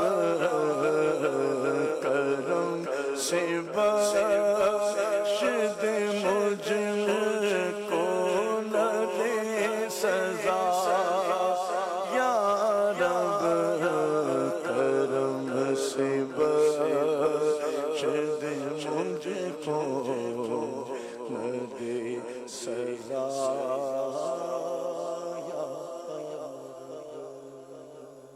اللہ پاک عافیت والا معاملہ مہربانی فرمائے۔ مدنی چینل کے ناظرین، انسان کے جرم، انسان کی خطائیں، انسان کے گناہ اسے جہنم کی طرف لے کر جاتے ہیں۔ ہم اپنے اعمال کی طرف غور نہیں کرتے ہیں، لوگوں سے چھپ کر تو گناہ کر لیتے ہیں، لیکن اتنا نہیں سوچتے ہیں کہ اب ہمارا رب ہمیں دیکھ رہا ہے، ہمارا پالن ہار ہمیں دیکھ رہا ہے، جس رب نے ہمیں منع کیا نا وہ ہمیں دیکھ رہا ہے، اور ایک نہ ایک دن اس کے حضور حاضر ہونا ہے، اس کی بارگاہ میں حاضر ہونا ہے۔ سوچیں ذرا کیا کیفیت ہوگی۔ یہ تو زندگی تو چند سانس ہے، یہ ختم ہو جائے گی، اللہ کی بارگاہ میں حاضر ہونا ہے۔ پھر آپ تصور کریں کہ یہ موت کا مرحلہ کوئی آسان مرحلہ نہیں ہے، یہ پھر قبر کے معاملات ہیں، حشر کے معاملات ہیں، آسان نہیں ہے مدنی چینل کے ناظرین۔ تو اور پھر ایک فیصلہ ہوگا، یا جنت کا فیصلہ ہوگا یا جہنم کا فیصلہ ہوگا۔ اعمال ہمارے کیسے ہیں؟ ایمان کی سلامتی کے ساتھ جائیں گے، جنت میں داخلہ تو مل جائے گا، لیکن پہلے جہنم میں گناہوں کی وجہ سے جہنم میں سزا بھگتنی پڑے گی، جہنم میں جانا پڑے گا۔ اور کوئی بندہ بھی اتنی طاقت نہیں رکھتا، ایک لمحے کے کروڑویں حصے کا بھی طاقت نہیں رکھتا کہ بندہ عذاب جہنم کا برداشت کر سکے، نہیں ہے طاقت انسان میں۔ وہ اتنا سخت عذاب ہے، اتنے زیادہ عذابات ہیں وہاں پر جہنم میں۔ تو کیوں نہ ہم ابھی سے اپنی آخرت کے بارے میں فکر کریں، اپنی عاقبت کے بارے میں سوچیں۔ آج سوچیں گے، کچھ کر لیں گے تو انشاءاللہ اللہ نے چاہا تو دنیا بھی اچھی ہو جائے گی، ہماری آخرت بھی انشاءاللہ اچھی ہو جائے گی۔ کچھ میسج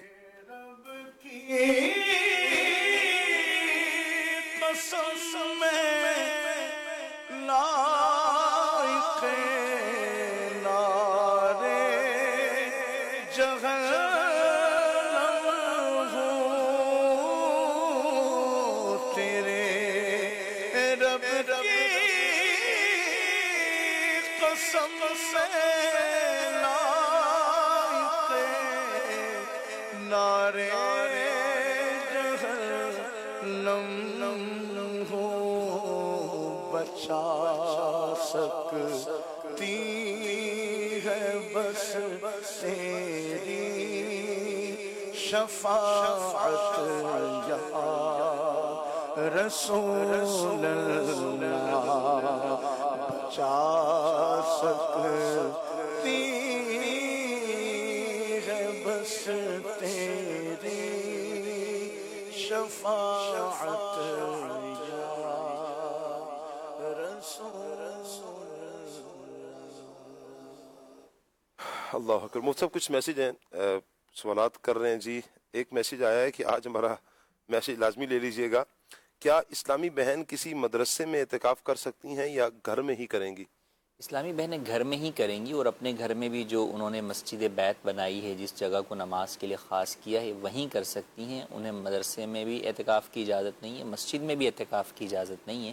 ان کے لیے گھر میں ہی اعتکاف کا حکم ہے. یہ مسجد بیت کی حد کتنی ہوگی؟ پورے کمرے کو کر لیا جائے گا؟ نیت کر لیجیے کی بھی نیت جو ہے وہ کر سکتی ہیں، مسجد بیت بن جائے. اچھا، اسی سے ریلیٹڈ مطلب ایک میسیج یہ بھی آیا ہے کہ صاحب کی بارگاہ میں عرض ہے کہ رہنمائی فرما دے، سنت اعتکاف میں مسجد بیت سے باہر وضو کرنے کے لیے جا سکتے ہیں، اور اگر وضو کرنے کے لیے جائیں تو اس وقت صابن وغیرہ سے ہاتھ منہ دھونا ہے تو صابن بھی استعمال کر سکتے ہیں؟ نہیں، وضو صرف جو ہے وہ کر سکتے ہیں، لیکن جو ہے وہ اس کے علاوہ آپ ٹوتھ برش وغیرہ کرنا یا جو ہے وہ ویسے جو ہے وہ آپ صابن سے منہ ہاتھ دھونا وغیرہ کے لیے آپ مسجد بیت سے باہر جو ہے وہ خواتین نہیں رہ سکتی. انہیں پھر یہ کام جو ہے وہ اپنی مسجد بیت میں ہی جو ہے وہ کرنے ہوں گے. مسواک وغیرہ کی یا دانت صاف کرنے کی؟ مسواک جو ہے وہ سنت کے مطابق جو وضو کا حصہ ہے وہ تو جو ہے وہ کر سکتی ہیں، لیکن اس کے علاوہ کوئی بھی چیز ہے تو وہ ان کو اپنی مسجد بیت نہیں کرنی. تو اگر وضو کرنے کے لیے جانا ہو تو بار بار وضو کے لیے جائیں گے تو استعمال کر سکتے ہیں، یا وضو کے لیے جا کر بھی صابن وغیرہ سے ہاتھ منہ نہیں دھو سکتے؟ صابن وغیرہ سے پھر بھی جو ہے وہ منہ ہاتھ وغیرہ جو ہے وہ نہیں دھو سکتے. صحیح ہو گیا. اچھا جی، ایک میسیج یہ آیا ہے کہ مفتی صاحب یہ ارشاد فرمائے، اگر شوہر اپنی بیوی کو ایک طلاق دے دے، رجوع بھی نہ کرے، عدت کے دن بھی ختم ہو جائیں، اب شرعی حکم کیا ہوگا؟ تو ایک ہی طلاق جو ہے وہ بائن ہو گئی اور عورت نکاح سے باہر ہو گئی. تو اب اگر اس نے کوئی اور طلاق نہیں دی تو ابھی تو دونوں عورت کو اختیار ہے کہ وہ کہیں اور بھی شادی کر سکتی ہے جب عدت گزر گئی ہے. لیکن اگر اسی شوہر کے ساتھ کرنا چاہتی ہے تو تحلیل شرعی کے بغیر بھی نکاح کر کے اس کے ساتھ بھی دوبارہ کر سکتی. صحیح ہو گیا. اچھا، صبح رمضان بہت پیارا ہے، اچھا پروگرام ہے، ہم گھر والے روزانہ دیکھتے ہیں. مفتی صاحب کی بارگاہ میں سوال عرض کرنا ہے کہ لیلۃ القدر کی علامت کون سی ہے؟ لیلۃ القدر کی یوں تو علامات علماء نے جو ہے وہ بیان کی ہیں، لیکن اصل یہ ہے کہ ہمیں علامات سے زیادہ اس رات کو تلاش کرنا عبادت کے ذریعے سے. لوگ اصل میں یہ کر رہے ہوتے ہیں کہ جناب جو وہ آج دیکھیں آسمان پہ ستارے ہیں یا نہیں، پانی میٹھا ہوا ہے نہیں ہوا، موسم چینج ہوا ہے نہیں ہوا. تو وہ تو بزرگوں نے بیان کیے، لیکن بات یہ کہ اگر وہ آپ کو نہیں ملے گا تو کیا کریں گے؟ پھر عبادت نہیں کریں گے. اصل تو آپ کو کہا ہی یہی گیا ہے کہ بھئی ان طاق راتوں میں عبادت کریں. جب ان طاق راتوں میں عبادت کریں گے تو وہ ہے ان 5 راتوں میں سے کسی رات کے اندر، تو انشاءاللہ آپ کو وہ رات مل جائے گی. تو مقصد عبادت کر کے جو چیز حاصل کرنی ہے وہ 5 راتوں میں عبادت ہی مطلوب ہے آپ سے، نہ یہ کہ 5 کے اندر تلاش مقصود ہے کہ آپ اس طرح تلاش کریں کہ اس کی علامات کو تلاش کرتے رہیں اور باقی عبادات نہ کریں. جی اللہ حافظ فرمائے. کال دیجیے گا. جی کال. ہم نعت سنیں گے، خاک مدینہ ہوتی میں خاک سار ہوتا. صحیح، ایک اور کال لیتے ہیں. عبد القادر اتاری، عرب شریف کے شہر نجران سے. مجھے یہ کلام سنا دیجئے. تاجدار حرم، تاجدار حرم. کیا بات ہے جی. اگلی کال دیجیے. گلزار احمد تعریف ہے، گلزار طیبہ سے. تو میرا آپ سے سوال یہ عرض ہے کہ اگر عشاء کی جماعت رہ جائے رمضان شریف میں تو وتر کی نماز جماعت کے ساتھ پڑھ سکتے ہیں؟ یہ کائنڈلی ارشاد فرما دیں. بڑا مسئلہ ہے مفتی صاحب، یہ ہر سال کا یہ سوال ہے کہ جماعت کے ساتھ نہیں پڑھا تو وتر کا کیا حکم؟ وتر جماعت کے ساتھ پڑھ سکتے ہیں یا نہیں؟ آج کوئی حل ایسا ارشاد فرما دے کہ مسئلہ حل ہی ہو جائے. یہ عشاء اگر آپ نے جماعت سے نہیں پڑھی تو ایسی صورت کے اندر چونکہ وتر ایک طریقے سے تابع ہے عشاء کے، ٹھیک ہے، تو وتر کی اپنی الگ سے کوئی جماعت نہیں ہوتی، عام دنوں میں نہیں ہوتی، رمضان کے اندر جو ہے وہ مستحب ہے. تو لہٰذا جب عشاء آپ نے جماعت سے نہیں پڑھی تو وتر بھی جو ہے وہ آپ بغیر جماعت کے ہی جو ہے وہ پڑھیں گے. لیکن اگر کسی نے جماعت کے ساتھ بھی پڑھ لی تو بھی بہرحال وتر ہو جائے گی، اس میں کوئی مسئلہ نہیں. صحیح. اچھا مفتی صاحب، وتر جماعت کے ساتھ نماز تو پڑھ لی ہے، پھر وہ تراویح کے لیے بھی ایک ذہن میں سوال آ رہا ہوتا ہے نا کہ بھئی تراویح کچھ پڑھی ہیں کچھ نہیں پڑھی، یا تراویح نہیں پڑھی اور پھر میں آ گیا ہوں جماعت میں. جی وطر تو بہرحال پھر بھی جو ہے وہ پڑھیں گے، وطر تو واجب ہے، وہ تو پڑھنا ضروری ہے، کسی کی تراویح رہ بھی گئی تو وہ وطر کے بعد بھی جو ہے وہ تراویح پڑھ سکتا ہے۔ ٹھیک ہو گیا۔ اچھا آپ کو میری طرف سے دل سے سلام جی، ہماری طرف سے بھی دل سے وعلیکم السلام جی، اللہ آپ کو سلامت رکھے۔ مفتی صاحب کی بارگاہ میں عرض ہے، کیا عورت عورت کے لیے ایک سوال ہے، اعتکاف میں بعض خواتین کی عادت ہوتی ہے حقہ پینے کی، تو عورت حقہ پی سکتی ہے؟ مسجد بیت کے اندر پی سکتی ہے، روزے کے علاوہ پیے، روزے میں ٹوٹ جائے گا روزہ۔ ٹھیک ہو گیا، اللہ پاک عافیت فرمائے۔ اچھا جی مزید کال لیتے ہیں جی۔ سوال ہے جی، ہمارے گھر میں ہم نے ایک کمرہ علیحدہ رکھا ہوا ہے قرآن پڑھنے کے لیے، نماز پڑھنے کے لیے۔ میں تہجد کی نماز اس کمرے میں پڑھتا ہوں، اگر خاموش ہو کے پڑھتا ہوں تو مجھے وسوسے آتے ہیں، تو میں اونچی آواز میں پڑھتا ہوں تو میرا دل کو قلب کو سکون ملتا ہے۔ کہ پوچھ رہا تھا مفتی صاحب سے کہ ایسا کرنا ٹھیک ہے، اونچی آواز میں پڑھنا، تلاوت قرائت کرنا نماز میں درست ہے یا نہیں؟ جی رات کے نوافل کے اندر آپ بلند آواز سے تلاوت کر سکتے ہیں، اس میں کوئی حرج نہیں ہے، تو تہجد چونکہ رات کے نوافل کے اندر ہی ہے تو آپ یوں پڑھ سکتے ہیں۔ جی اچھا سوال یہ ہے کہ اگر کوئی بندہ تہجد کی جگہ اپنی قضا نمازیں پڑھے تو اس کو تہجد کی نماز پڑھنے کا ثواب ملے گا؟ اسی طرح اشراق چاشت کی جگہ اپنی قضا نمازیں ادا کرتا ہے تو آپ کا جی تہجد کا ثواب یا اس کا ثواب تو نہیں ملے گا، البتہ پڑھ سکتا ہے، آپشن ہے اس کے پاس، پڑھ سکتا ہے، اور بہتر یہ ہے کہ وہ 2 رکعت تہجد پڑھ لے، بقیہ جو ہے وہ اس کی جیسے تہجد کی رکعتیں تو 8 اور 12 تک ہیں، تو آپ 2 رکعت تہجد پڑھ لیں، باقی جو ہے وہ آپ اپنی قضا نمازیں جو ہے وہ ادا جو ہے وہ کر لیں۔ اسی طرح اشراق چاشت کے وقت بھی آپ جو ہے وہ اشراق چاشت جو ہے وہ 2 رکعت پڑھ لیں اور باقی جو ہے وہ آپ اپنی قضا نمازیں ادا کریں۔ صحیح۔ اچھا مفتی صاحب فطرے کے حوالے سے ایک سوال ہے، کہہ رہے ہیں کہ میرے 2 بھائی ہیں بیرون ملک ہوتے ہیں، اچھا ان کا فطرہ ہم یہاں پاکستان میں دے سکتے ہیں یا وہ وہاں اپنے فطرے دیں گے؟ یہاں بھی آپ دے سکتے ہیں لیکن ریٹ وہاں کے لگائے جائیں گے، جو شخص جہاں پر موجود ہے وہاں جو اس کی وہ ہے قیمت بنتی ہے صدقہ فطر کی، وہ اس اعتبار سے ادائیگی ہو۔ صحیح۔ اچھا عدنان بھائی نے ماشاءاللہ بہت پیارا انداز اپنایا، بڑا پیارا کلام پڑھا۔ عدنان بھائی سے گزارش ہے کہ مدینہ یاد آیا اس کلام کو سنا دیں۔ اچھا مفتی صاحب سے گزارش ہے کہ ایک مسجد میں نماز تراویح 2 حافظ قرآن پڑھاتے ہیں اور اپنی ذمہ 15 پارے لیتے ہیں اور روزانہ باری باری یوں پڑھا رہے ہوتے ہیں، تو کیا یہ عمل درست ہے؟ ٹھیک ہے، اس میں کوئی حرج نہیں ہے۔ اس میں یوں بھی ہوتا ہے کہ 10 رکعت جو ہے وہ آپس میں تقسیم کر لی جاتی ہیں، اور یوں بھی ہوتا ہے کہ بھائی شروع کے جو ہے وہ 15 پارے ایک حافظ نے پڑھائے، بعد میں دوسرے نے پڑھائے، تو اس میں کوئی حرج نہیں۔ جی اچھا جی مزید کال دیجیے گا۔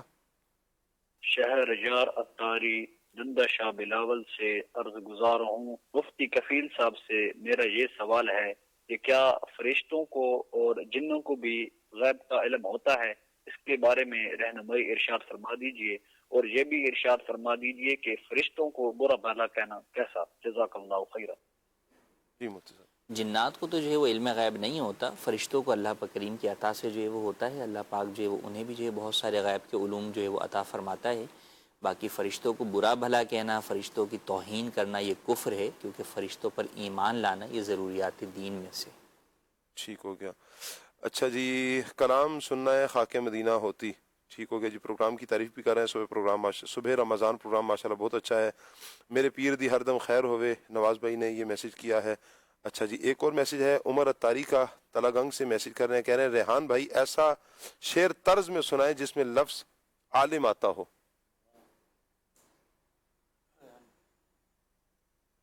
عالم آتا ہو عدنان بھائی۔ ہم کو ہے تار سننے عالموں سے پیار ہے، انشاءاللہ دو جہاں میں اپنا بیڑا پار ہے، انشاءاللہ دو جہاں میں اپنا بیڑا سبحان اللہ۔ کچھ فیس بک کے جو ناظرین ہیں کمنٹس کر رہے ہیں تو ان کے کمنٹس بھی لے لیتے ہیں۔ ظفر مغل بھائی ہیں ماشاءاللہ سبحان اللہ کہہ کر حوصلہ افزائی فرما رہے ہیں۔ کاشف خان صاحب ہیں السلام علیکم ورحمۃ اللہ، وعلیکم السلام، کہہ رہے ہیں جی ہمیشہ خوش رہیں، دعاؤں میں یاد رکھنا جی۔ کاشف بلوچ ملتان سے اللہ آپ کو سلامت رکھے، برکتیں عطا فرمائے جی۔ محمد ہاشم صاحب ہیں، بہت شکریہ آپ کا جی۔ احمد حسین بھائی ہیں، اللہ آپ کو بھی سلامت رکھے. ریاض احمد صاحب ہمارے ساتھ ہیں. اچھا جی، شاہد قادری صاحب ہمارے ساتھ ہیں، رشید صاحب ہمارے ساتھ ہیں، اور محمد صادق صاحب ہمارے ساتھ ہیں. ماشاء اللہ کہہ رہے ہیں، حوصلہ افزائی کر رہے ہیں، سبحان اللہ کہہ کر. اللہ آپ سب کو برکتیں عطا فرمائے، سلامتی عطا فرمائے. مزید کال لیتے ہیں جی، کال دیجیے. میرا نام سید محمد ظہور الحسن گیلانی ہے، میں باولپور سے بات کر رہا ہوں. مجھے آپ کا پروگرام صبح رمضان بہت اچھا لگتا ہے. میرا مفتی صاحب کی بارگاہ میں یہ سوال عرض ہے کہ اگر کسی شخص کی داڑھی نہ ہو، وہ کلین شیپ کرواتا ہو، کیا اس کے پیچھے نماز ہو جائے گی؟ کیا وہ تراویح پڑھا سکتا ہے؟ برائے مہربانی جواب ارشاد فرما دیجیے، جزاک اللہ خیر. اچھا، یہاں پر مصعب یہ تراویح کے حوالے سے بچے نے سوال کیا، اللہ ان کو برکتیں عطا فرمائے.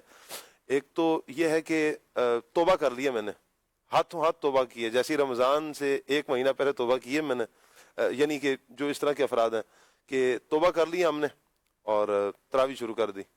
سن لیا نا جی، اگر چلے توبہ کر لیا ہے تو پھر اب تراویح پڑھانے کی اجازت ہو جائے گی. لیکن وہ ہر سال کا معمول ہے. ادھر سے تراویح ختم ہوئی، چاند رات کو داڑھی شیف پھر کٹ جائے گی، پھر اگلے سال رمضان سے ایک مہینہ پہلے پھر کچھ بال آ جائیں گے. کیا ہوا جی، توبہ کر لی ہے. تو کیا فرمائیں گے نماز کے مٹھی داڑھی رکھنا واجب ہے. جو بھی شخص ایک مٹھی سے کم کرواتا ہے تو وہ فاسق مولن ہے، اور فاسق مولن کے پیچھے نماز مکروہ تحریمی ہوتی ہے، ناجائز اور گناہ ہوتی ہے. تو اسے امام بنانا جائز نہیں ہے. فرض نمازوں کا بھی امام نہیں بنا سکتے، اور نفل نماز کا یا تراویح کا بھی امام نہیں بنا سکتے. اور اگر کسی نے یہ عمل کیا اور واقعی اسے اپنی غلطی کا احساس ہو گیا، توبہ کر بھی لی، تو جب تک اس توبہ کے آثار پورے ظاہر نہیں ہو جاتے کہ پوری ایک مٹھی داڑھی نہ ہو جائے اس کے، اس وقت تک اسے مصلی امامت نہیں دینا چاہیے. اور جس کے بارے میں تو یہ پتہ ہے کہ بھئی پوری مٹھی داڑھی بھی کر لیتا ہے، مثلا 3 مہینے پہلے وہ رکھنا شروع کر دیتا ہے، لیکن پھر عید کے بعد کٹوا دیتا ہے، پچھلا اس کا معمول سامنے، اس کو تو ہرگز جو ہے وہ امام نہیں بنانا چاہیے. لغد میں عشق رخ شاہ کا داغ لے کے چلے اندھیری رات، سنی تھی چراغ لے کے چلے.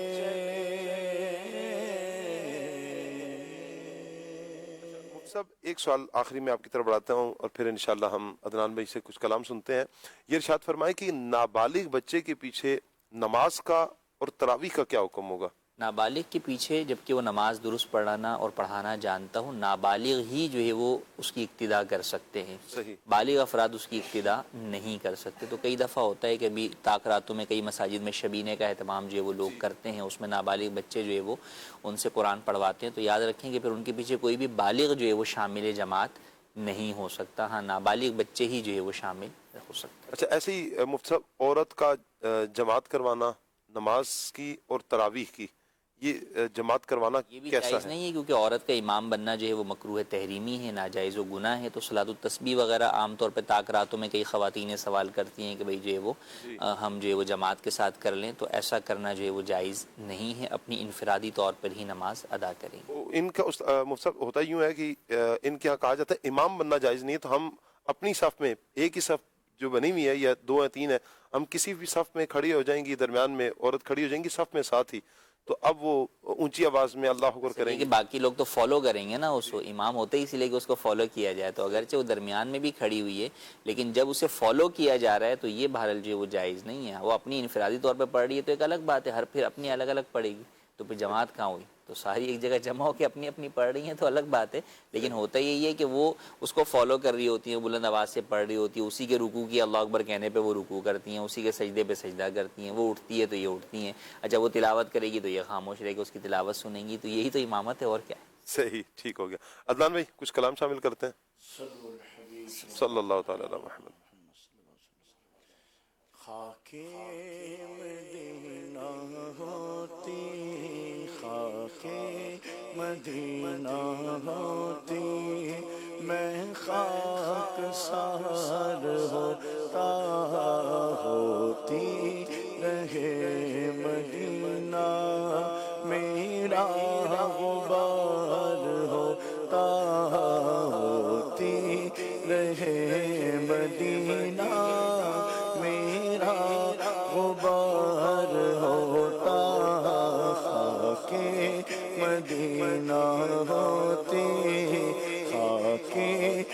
مدینہ ہوتی میں خاک سار ہوتا آقا اگر کرم سے طیبہ مجھے بلاتے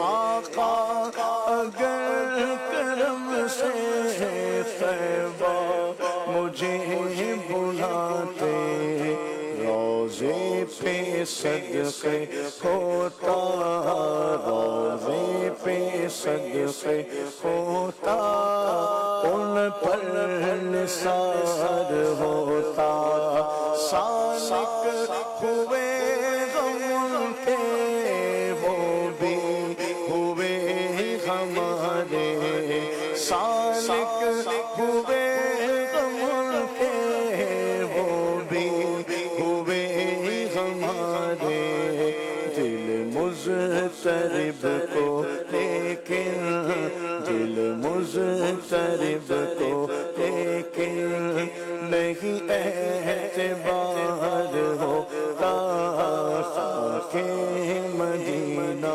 ہوتی میں خاک سار ہوتا قسمت میں میری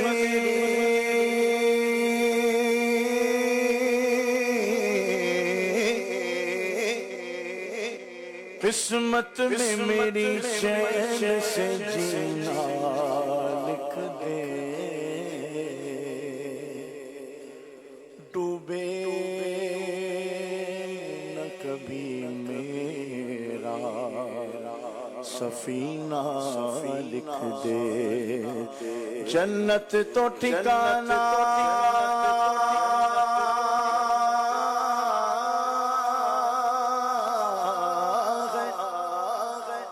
جنت تو ٹھکانا ہے مگر دنیا میں اے کاتب تقدیر مدینہ لکھ دے تاجدار حرم نگاہ کرم تاجدار حرم ہو نگاہ کرم ہم غریبوں کے دل بھی سنور جائیں گے تاجدار حرم چشم رحمت بخشا شوہ ملل داز نظر اے قرشی لقب و غاشم یوم قلمی تاجدار حرم نگاہ کرم تاجدار حرم ساڈے پیر دی ہر دم خیر ہووے ساڈے پیر دی ہر دم خیر ہووے باوے لکھاں کروڑاں دا ویر ہووے باوے لکھاں کروڑاں دا ویر ہووے ساڈے پیر دی ہر دم خیر